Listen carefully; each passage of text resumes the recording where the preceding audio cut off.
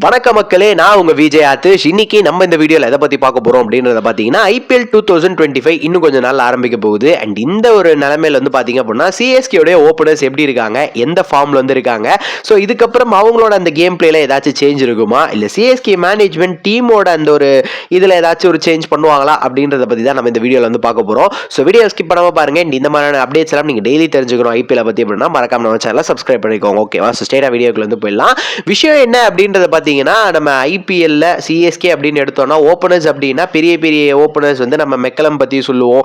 And அதுக்கப்புறம் வந்து Faf du Plessis, Steyn Watson அப்படி இப்படின்னு சொல்லிட்டு எல்லாரும் பேரும் சொல்லுவோம். அண்ட் ரீசெண்டாக ருத்ராஜ் கெய்க்வாட், டெவான் கான்வேயோட அந்த ஒரு காம்போ தான் பயங்கரமாக வந்து சிஎஸ்கேக்கு வந்து ஒர்க் அவுட் ஆகிட்டு இருந்தது. 2023 வந்து அவங்களோட பார்ட்னர்ஷிப் சூப்பராக வந்து இருந்தது. அண்ட் 2024 இது கண்டினியூ ஆகுமா அப்படின்ற மாதிரி ஒரு கேள்வி இருந்தது. பார்த்தா டெவான் கான்வேக்கு வந்து இன்ஜுரி அப்படின்ற மாதிரி சொன்னாங்க. அண்ட் அந்த சீசன் அவர் ஆடலை. அவருக்கு பதிலாக ரச்சின் ரவீந்திரா உள்ள கொண்டு வந்தாங்க. ஒரு 3-4 மேட்ச் ரச்சின் நல்லா பண்ணாரு. ஒரு நல்ல ஒரு ஸ்ட்ரைக் ரேட்ல வந்து விளையாடினாரு. ஆனால் விக்கெட்ஸ் டக்குன்னு வந்து கொடுத்தாரு.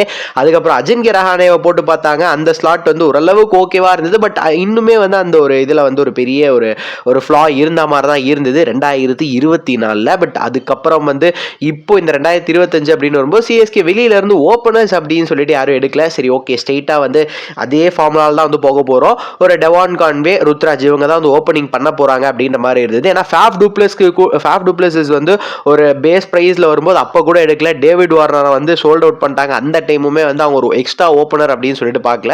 இவங்க 2 பேர் மேல தான் ஒரு பெரிய நம்பிக்கை இருந்தது. நடுவில் வந்து ராகுல் திரிபாட்டி கூட வந்து உங்களுக்கு இன்கேஸ் ஏதாவது சேஞ்ச் வேணும்னா அந்த ஒரு ஓப்பனிங் ஸ்லாட்ல வந்து வரலாம் அப்படின்ற மாதிரி வந்து சொல்லிட்டு இருந்தாங்க. பட் இப்போ டெவான் கான்வேயோடைய ஃபார்ம் வந்து பழைய மாதிரி இருக்கான்னு கேட்டால் கண்டிப்பாக கிடையாது. 2023 பார்த்த டெவான் கான்வே அவருடைய ஃபார்ம் இப்போ கிடையாது. இது ரீசெண்டாக அவரோட மேட்சஸ்ல வந்து பார்த்தாலே தெரியுது. ஏன்னா இந்த ஜேஎஸ்கே வந்து போய்கிட்டு இருக்கு இல்லையா, அந்த எஸ்ஐ டி20ல ஒரு பழைய டெவான் கான்வே மாதிரி பார்க்கல. பயங்கரமான ஒரு ஃபார்ம் அவுட்டாக வந்து தெரியுது. டக்குன்னு விக்கெட் வந்து லூஸ் பண்ணிடுறாரு. அது டெவான் கான்வே மாதிரியே இல்லை பார்க்கறதுக்கு, அவ்வளோதான் சிம்பிளாக வந்து சொல்ல முடியும். அண்ட் இதே ஃபார்மில் வந்து அப்படியே இந்தியாவுக்கு வராரு. இந்த இந்தியன் பிச்சர்ஸில் வந்து டக்குன்னு அடாப்ட் பண்ணிப்பாரான்னு கேட்டால் கண்டிப்பாக வந்து ஒரு பிச்சில் இன்னொரு பிச் போகும்போதே அந்த ஒரு அடாப்டேஷனுக்கு ஒரு டைம் எடுக்கும். அதுலேயும் வந்து ஐபிஎல் அப்படின்னு வரும்போது நிறைய விஷயங்கள் வந்து மாறும் அப்படின்னு வந்து உங்களுக்கே தெரியும். ஸோ இதில் என்ன விஷயம் அப்படின்னு பார்த்தீங்கன்னா, ஆல்ரெடி ஃபார்ம் அவுட். பட் இந்த ஒரு இதெல்லாம் மாறும்போது கண்டிப்பாக இன்னும் கொஞ்சம் டைம் எடுக்கும் அப்படின்றது என்னோடைய ஒரு தனிப்பட்ட கருத்து.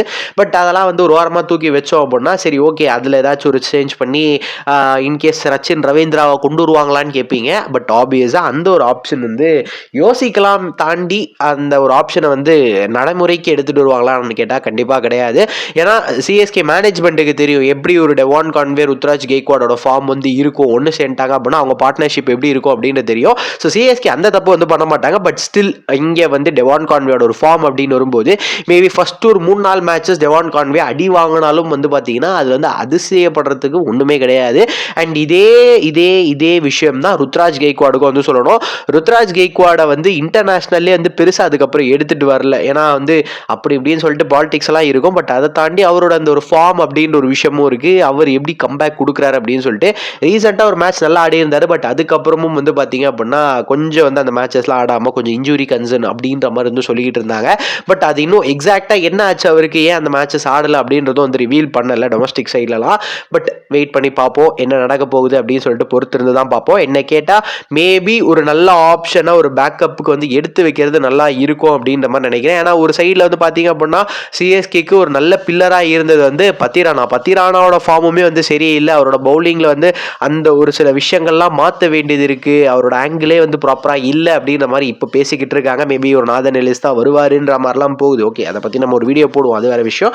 பட் இந்த மாதிரியான ஒரு தருணத்தில் டீமோட ஓப்பனர்ஸ் ஒரு பெரிய பில்லர் டீமுக்கு டெவான் கான்வேவும் சரி, ருத்ராஜ் கெய்க்வாடும் சரி, அந்த இடத்துல வந்து சிஎஸ்கே ஸ்ட்ரகிள் பண்ணுவாங்க அப்படின்றது தான் வந்து என்னுடைய கருத்து. பொறுத்து இருந்து பார்ப்போம். எது எப்படி இருந்தாலும் சிஎஸ்கே மேனேஜ்மெண்ட் அதில் வந்து ஒர்க் பண்ணுவாங்க, நம்பலாம். நம்பிக்கை ஒன்று தான் வந்து நிரந்தரம் அப்படின்னு சொல்லலாம். சரி, ஓகே, பார்ப்போம். அண்ட் இதை பற்றி நீங்கள் என்ன நினைக்கிறீங்க அப்படின்றத மறக்காம கமெண்ட் செக்ஷனில் கமெண்ட் பண்ணி இந்த வீடியோ உங்கள் ஃப்ரெண்ட்ஸுக்கு ஷேர் பண்ணி விட்டுருங்க.